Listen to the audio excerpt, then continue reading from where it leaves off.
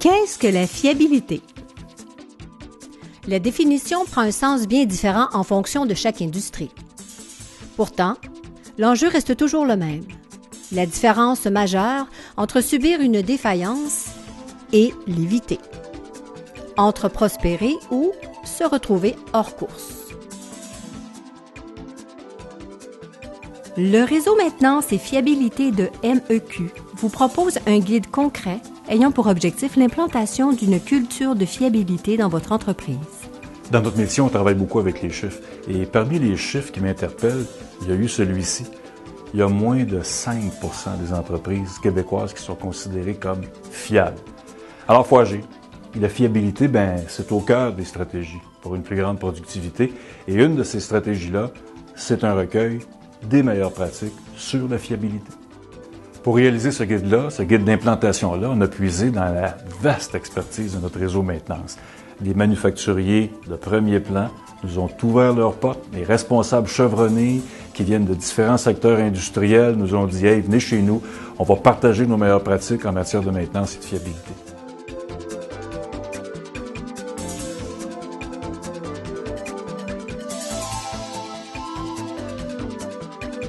La démarche du guide comporte 5 volets. Avant d'entreprendre l'implantation d'une culture de fiabilité, il est essentiel d'évaluer les gains potentiels.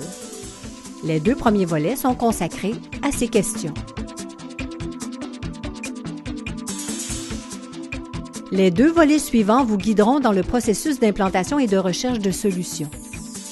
Finalement, le dernier volet propose une démarche concrète pour mesurer les gains réalisés. C'est quoi la fiabilité? Voilà 15 ans que je pose la question à différents gestionnaires d'entreprises et je peux vous confirmer que la perception varie beaucoup d'une entreprise à l'autre, c'est selon les individus. Pour nous, c'est la différence capitale entre subir les conséquences des défaillances et les éviter. Bien sûr, la démarche fiabilité se doit d'être adaptée au contexte opérationnel de l'entreprise. On ne fiabilise pas une industrie lourde de la même manière qu'une industrie alimentaire ou pharmaceutique. Mais peu importe votre secteur d'activité, et que votre marché soit en croissance ou en décroissance, le bénéfice financier généré par une démarche fiabilité a été maintes fois prouvé. Pour une organisation, plus la non-performance des actifs impacte l'atteinte des objectifs, plus une transition vers le domaine fiable devient stratégique et synonyme de valeur pour cette organisation. Pour plusieurs entreprises, la fiabilité est la seule solution pour rester concurrentielle, voire même survivre. Mais avant de se lancer tête baissée, il faut définir un objectif clair et implanter des outils de mesure.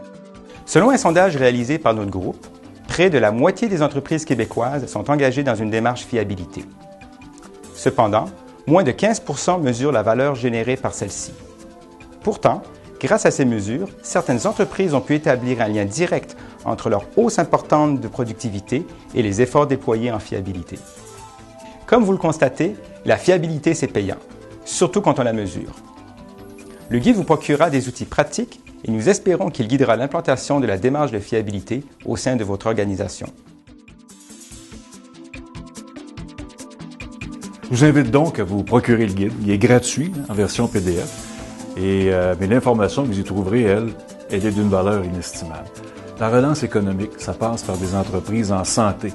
Et la santé d'une entreprise, ça passe par une amélioration de la fiabilité de ses équipements de production. MEQ remercie les entreprises qui ont rendu la réalisation de ce vidéo possible. MEQ remercie les partenaires qui ont rendu la réalisation de ce projet possible.